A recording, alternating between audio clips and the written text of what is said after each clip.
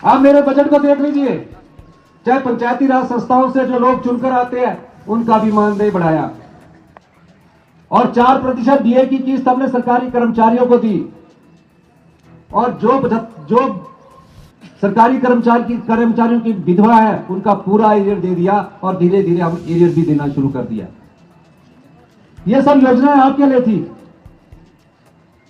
और जब वो बजट के पास होने के बाद हमें पता लगा कि वो अनाडेल में आए, हमारी विधानसभा के ऊपर से एक हेलीकॉप्टर आया, आवाज आ जाती है, फिर दूसरा आया, सीआरपीएफ वाले आए, विधानसभा का गेट तोड़ने लगे। ये संस्कृति हिमाचल की नहीं है।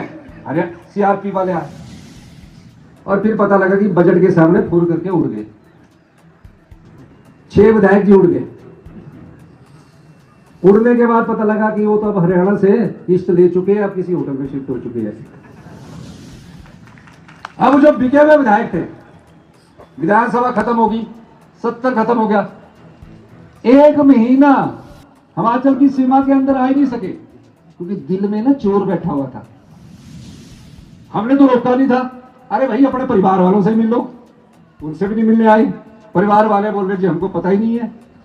1 महीना तक कभी इधर से उठे, ऋषिकेश चले गए पाप धोने के लिए, फिर चले गए गुड़गांव हयात, 1 महीना तक घूमते रहे, सोचते रहे कि सरकार गिरेगी। जब भगवान और देवी देवता और हमारी ईमानदारी और हमारे दिमाग में सेवा का भाव है तो हमें चीज की घबराहट। फिर बड़ी शान शौकत से एक दिन इन्होंने पटका पहन लिया, और पटका पहना, बड़े उससे बैठ रहे हैं मुंह उतरे हुए। अब मैंने पूछा उनको, अब हमने तो जो जनता की भावनाओं से जो लोग सौदा करते हैं और जनता के वोट से चुनकर विधायक बनते हैं और राजनीति की मंडी में अपने को बेचने के लिए खड़े हो जाते हैं, ऐसी पार्टी को भी आपने सबक सिखाना है, ऐसे विधायकों को भी आपने सबक सिखाना है। ये मेरी बात नहीं है, ये मुख्यमंत्री की कुर्सी आप लोगों की है। या जितने मंत्रिमंडल के सदस्य बैठे हैं वो आपके वोट से चुनकर बैठे हैं, और हम आपके वोट को राजनीतिक मंडी में विधायक बनने के बाद बेच दें तो आपकी भावनाओं के साथ सौदा हुआ है। तो मेरा आपसे अनुरोध रहेगा, उन्होंने हमारी एक राज्यसभा की सीट पैसे के दम पर चुराई है।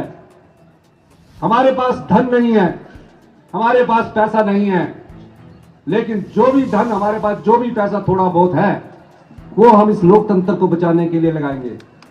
ये लोकतंत्र कोई सरकार नहीं बचा सकती, ये लोकतंत्र सिर्फ जनता ही बचा सकती है। क्या ऐसी पार्टी को आप लोग सबक सिखाएंगे? सिखाएंगे? दोनों हाथ खड़ा करिए, जोर से करिए, इधर वाले भी करिए।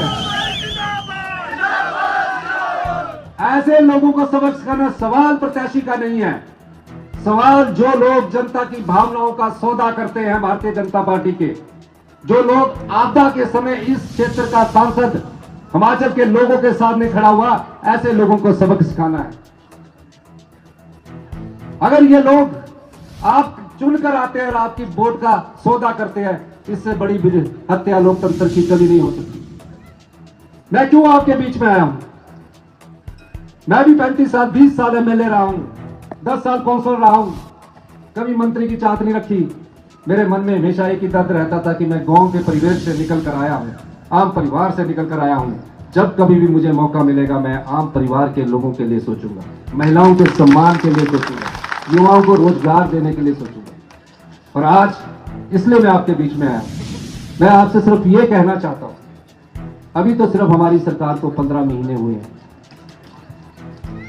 मैं इस हिमाचल प्रदेश को, हमारी सरकार ने एक ऐसी नीति की नींव डाली है, ऐसी नीतियों की नींव डाली है कि 2027 में हम आत्मनिर्भर हिमाचल होगा, किसी की तरफ हाथ फैलाने की जरूरत नहीं होगी, और 2032 तक आप लोग हिंदुस्तान के सबसे समृद्धशाली और अमीर राज्य बनेंगे। पर उसके लिए आप लोगों का साथ चाहिए, आप लोगों का हौसला अगर हमारे साथ खड़ा होगा, निश्चित तौर पर इसको हम अचीव करेंगे।